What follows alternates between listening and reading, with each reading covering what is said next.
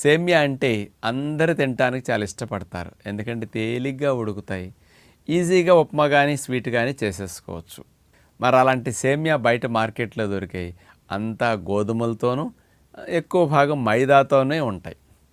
చాలామంది మిల్లెట్ సేమియా అని చెప్తారు కానీ 20-30% మిల్లెట్స్ ఉండి మిగతా అంతా గోధుమల కాంబినేషన్ ఉంటుంది. అసలు సేమియాలో గోధుమ అనేది అసలు ఏమీ కలపకుండా, ఇతర రకాల పౌడర్లు ఏమీ లేకుండా ప్యూర్గా 5-6 రకాల మిల్లెట్స్నే ఉపయోగించి సేమియా చేస్తే ఇంకా ఫలితాలు బాగా వస్తాయి. అంటే మనకి మామూలుగా మిల్లెట్స్ని అన్నం వండుకు తినమన్నా, రవ్వగా చేసుకు తినమన్నా త్వరగా ఉడకవని, టైం ప్రాసెస్ అని, వాటి యొక్క రుచి నచ్చక చాలామంది తింటలేదు. అసలు high fibre, high protein deficiency రాకుండా అన్ని పోషకాలు మిల్లెట్స్లో ఉంటాయి. లో కార్బ్స్ కూడా ఉంటుంటాయి. మరి అలాంటి మిల్లెట్స్నే ఉపయోగించి సేమియా పద్ధతిలో గనక colours, flavours, binding agents, preservatives